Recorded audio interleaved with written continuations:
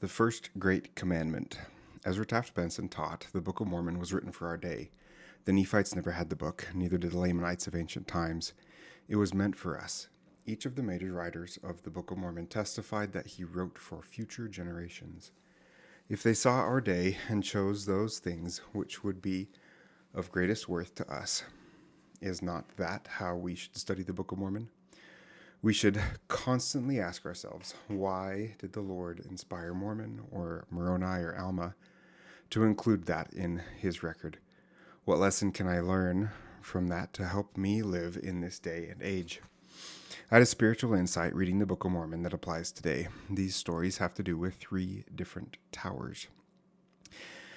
Towers physically raise a person up above others. This physical elevation has striking symbolic meaning. Towers have 2 different functions.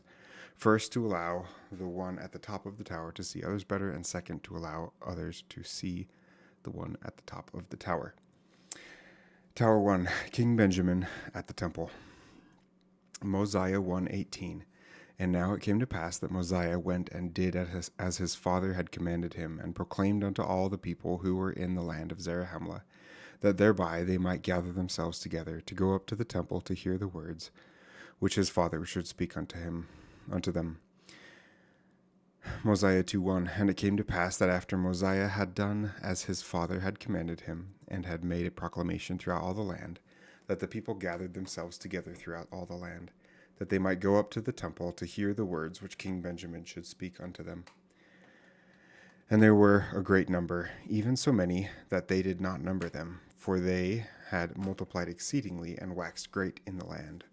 For the multitude being so great that King Benjamin could not teach them all within the walls of the temple, therefore he caused a tower to be erected, that thereby his people might hear the words which he should speak unto them. Tower 1 contains the prophet at the temple speaking the words of Christ. Recognize the efforts the Zarahemlites took to come to the temple to listen to the prophet speak the words of Christ. Tower 2, the Rameumptom. In Alma 31, we learn of the Rameumptom. I'm not going to read what is said. I'll leave that to you to read. Long story short, the Rameumptom is symbolic of pride. It's deeply symbolic of pride. The people go there to get up on the stand to have people see them. When everyone can see them, they say words that are completely hollow. They worship and then go home unchanged. What they really do is look like they are doing the right thing. That is the definition of pride. What things do we do in order to be seen as a good person? Do we come to church in fancy clothes and all done up, say and do the things we're supposed to do so that we look good, then go home and continue our lives unchanged by our interactions with the Lord? Do we even have interactions with the Lord? Do we act the same, then continue as Do we act the same when others are watching as we do when we are alone? Do we care more about what men think about us, or do we care more about what the Lord thinks about us? Tower 3, Amalickiah's propaganda towers. In Alma 47, Amalickiah performs an epic and evil takeover of the Lamanite nation. He gains favor of the king, then takes over the armies by killing the Lamanite general. Then he kills the king and marries the queen. Alma 48 starts with his first action as king. Alma 48:1. And now it came to pass that as soon as Amalickiah had obtained the kingdom, he began to inspire the hearts of the Lamanites against the people of Nephi.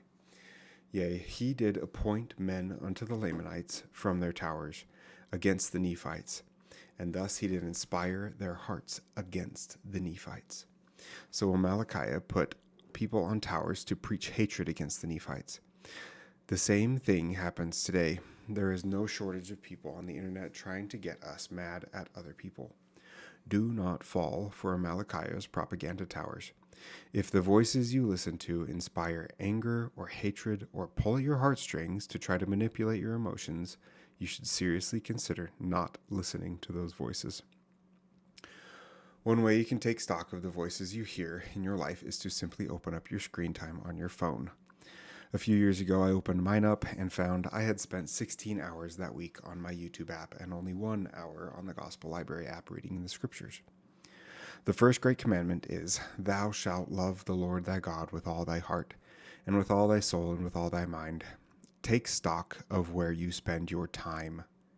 Make sure you spend your precious mortality looking to God and his prophets and his words more than any other voice around you. Now I want to shift gears and discuss the same commandment from a different direction. We need to understand an alternate interpretation of the story of the golden calf and the children of Israel at the foot of Mount Sinai. In order to do that, I will need to talk first about the symbolic representation of God using animals and the symbolism of mountains. Throughout the Bible, Yahweh is symbolically compared to different animals. A lamb in John 1:29, clean, pure, willing to be led, humble. A lion, kingly, strong, powerful, protective. He symbolizes a snake. He's symbolized as a goat. He's symbolized as a bull. In Leviticus 16, he's repeatedly symbolized as a bull because of the sacrifice of Christ. Bulls are often sacrificed in Leviticus. The bull is a significant symbol in the Bible, representing strength, power, and fertility. There's more evidence of this that I won't go into now. Mountains. When there is no available temple, mountains symbolize the temple and the presence of God in the scriptures. Moses, Elijah, Nephi, Mahonri Moriankimer, and many more meet God and have miraculous experiences on mountains. In Genesis, we learn that 4 rivers exited Eden, one in each direction. In order for that to happen, Eden would have to have a higher elevation than anything else around it, thus making it very mountain-like. A study of the garden reveals many similarities to temples. Isaiah 2:2 conflates the two words. Mountain of the Lord's house shall be established in the tops of the mountains. Jesus himself spends time on mountains. Possibly his most famous sermon happened on a mountain. Again, there's a lot more evidence for this that I don't have time for now. So the normal golden calf story. Moses goes up to Mount Sinai to receive the 10 Commandments from God. He's gone for 40 days. The Israelites get restless and nervous, waiting for him to come back. They go to Aaron and say, "We don't know what happened to Moses. Make us a god." Aaron, caving to peer pressure, collects everyone's gold, melts it down, and casts a golden calf statue. The people start worshiping it, partying, and doing immoral things. Moses comes down the mountain carrying the stone tablets. He sees the party and is so angry he smashes the tables on the ground. God eventually forgives Israel, and Moses carves new tablets. The moral of the story is, don't worship other things than God. I find this story too simple and hollow. So I studied for a while, and I think there's a lot more complexity to the story of the golden calf than we really realize. This version of the story has the message, the original story, the contemporary one. It has the message, we don't worship idols or other things when you should be worshiping God, which is a good message, but it's complete and watered down. It's the children's version of the real story, and there are many more details in Exodus that we should be willing to learn. In Exodus 19, we read, God wanted and invited Israel to the mountain. That is, he wanted every single one of them, the children of Israel, to come to the mountain. However, at that time and today, he sets bounds and standards for the people. It was Moses' job to prepare them to meet God. Moses prepared the people by sanctifying them and having them wash their clothes. Moses 19:17. And Moses brought forth the people out of the camp to meet God, and they stood at the nether part of the mountain. The nether part of the mountain means the foot of the mountain. Verse 18, and Mount Sinai was altogether on a smoke, because the Lord descended upon it in fire. Exodus 20:18. And all the people saw the thunderings and the lightnings and the noise of the trumpet and the mountain smoking. And when the people saw it, they removed and stood afar off. And they said unto Moses, Speak thou with us, and we will hear. But let not God speak with us, lest we die. And Moses said unto the people, Fear not, for God is come to prove you, and that his fear may be before your faces, that ye sin not. And the people stood afar off, and Moses drew near unto the thick darkness where God was. It is instructive to put ourselves in the shoes of the children of Israel at this time. We are beckoned by Moses and God to come up the mountain. But for whatever reason, be it distraction, apathy, fear, or unworthiness, we do not. We have an opportunity to ponder and receive understanding from the Lord in these verses. Here are some questions that have helped me understand. Why did the children of Israel stand at the foot of the mountain instead of ascending the mountain? What are the reasons I limit my spiritual experiences in the scriptures at church or at the temple? What does the smoke and thunder and lightning and noise at the top of Mount Sinai represent? What scares us about real and full communion with God? Why do I hesitate to go more fully to him? Why did they say Moses could talk to them, but not God? Do we do the same today? Moses ascends the mountain and is there for 40 days. He is with God for 40 days. Moses sanctified himself, ascended the mountain, and met with the mighty one of Jacob, or the bull of Jacob, for 40 days. The children of Israel were probably scared that they had lost their leader, and with Moses being gone for 40 days, they went to Aaron and asked him to make them a god. Aaron complied and made a golden calf. So here comes that symbolism back. At the top of the mountain was the bull, the adult, mature bull. The God himself was at the top of the mountain. The bottom of the mountain, the foot of the mountain, was the calf. And at the top of the mountain was the bull. What is the symbolism here? Do you see the difference between a calf and a bull? So what is a calf? A calf is an immature bull. A calf is easier to deal with, smaller and less powerful than a bull.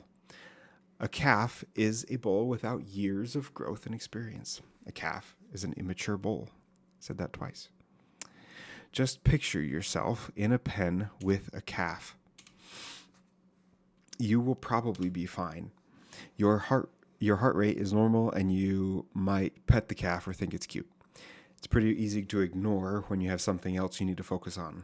Better yet, why not let the rancher get in the pen so you can just watch from outside the fence? Then he can tell you how it's going. You won't even have to get your hands dirty. On the other hand, picture yourself in a pen with a fully grown and mature bull.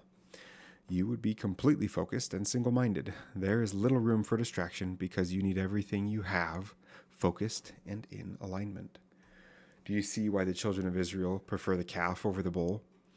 It sure is easier to deal with an immature version of God given through a prophet than to get in the pen yourself, dealing with a bull that might just change you. The foot of the mountain, the golden calf. The top of the mountain, the bull. Long story short, the children of Israel would not ascend to the pinnacle of the mountain and were stuck with the lower law of Moses. Have we ascended the mountain? Have we made proper sacrifices to sanctify ourselves? Have we gone to the house of the Lord and asked him to show himself in his fullness to us? Are we willing to confront the full maturity of the Lord? Or are we like the children of Israel, wasting our time at the foot of the mountain, partying, feasting, and doing things we want to do, while occasionally listening to the prophets tell us about who God really is? The foot of the mountain, the calf. The top of the mountain, the bull. Ether 4:13. Come unto me, O ye Gentiles, and I will show unto you the greater things, the knowledge which is hid up because of unbelief. We are invited to come to the Lord's house and meet him. Don't stay at the foot of the mountain, content with what you have. Go to the temple and build a personal relationship with him. Go to the temple and ask him to show himself to you. Go to the temple, embrace and confront the work he has for you to do, and you will be changed, sanctified, and transfigured. In the name of Jesus Christ, amen.